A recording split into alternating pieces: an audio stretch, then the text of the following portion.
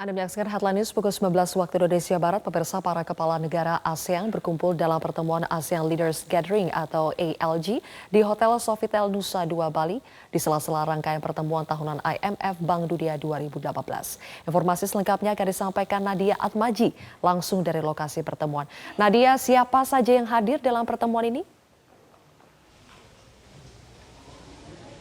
Ya, Zilvia, dalam pertemuan ASEAN Leaders Gathering diikuti oleh sejumlah pemimpin negara-negara anggota ASEAN. Selain itu juga diikuti oleh Presiden Bank Dunia Jim Yong Kim, kemudian Direktur Pelaksana IMF Christine Lagarde, dan juga Sekjen dari PBB dan Sekjen ASEAN.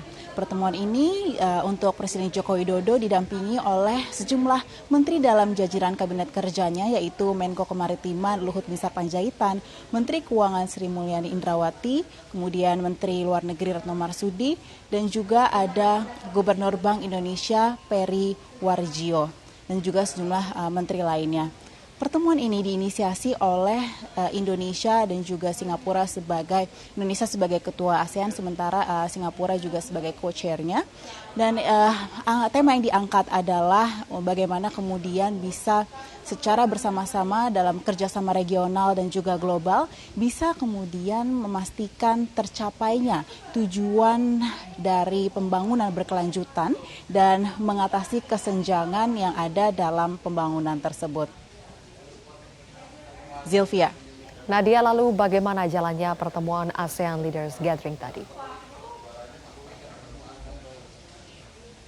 Masing-masing negara tadi menyampaikan bagaimana kemudian mereka mengambil kebijakan yang align atau sesuai dengan tujuan pembangunan berkelanjutan. Kemudian dari hasil pertemuan tersebut, Presiden Joko Widodo menyampaikan dalam sebuah joint press statement bersama dengan Perdana Menteri Singapura Lee Hsien Loong. Pada intinya ada 3 poin yang disepakati, bahwa yang pertama membicarakan tentang mekanisme dari pembiayaan bencana, kemudian yang kedua adalah bagaimana memanfaatkan teknologi disruptif untuk bisa mencapai pembangunan berkelanjutan. Di Indonesia dicontohkan terdapat ruang guru untuk mengatasi kesenjangan dalam jumlah guru atau persebaran guru di Indonesia, kemudian juga terdapat mendorong bagaimana kemudian ada sumber pendanaan inovatif, yaitu blended finance atau pembiayaan campuran dengan berdasarkan asas Trihita Karana, yang pada intinya adalah memperhitungkan nilai-nilai lingkungan, kemudian nilai dari ekologis dan sosial.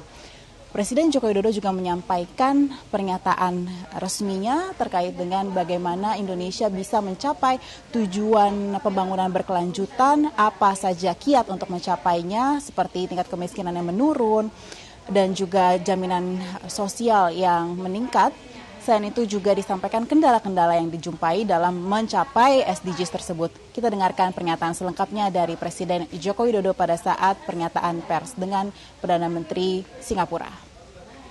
Menurunnya angka kemiskinan pada 1 digit menjadi 9,8% pada tahun 2018, meningkatnya akses terhadap air bersih bagi rumah tangga mencapai 76,74%, meningkatnya akses kepada pelayanan kesehatan melalui JKN mencapai 77,78%, menurunnya angka stunting di anak-anak menjadi 29,6% di tahun 2018, meningkatnya kualitas pendidikan yang inklusif, angka partisipasi kasar pada tingkat pendidikan dasar mencapai 108,5%.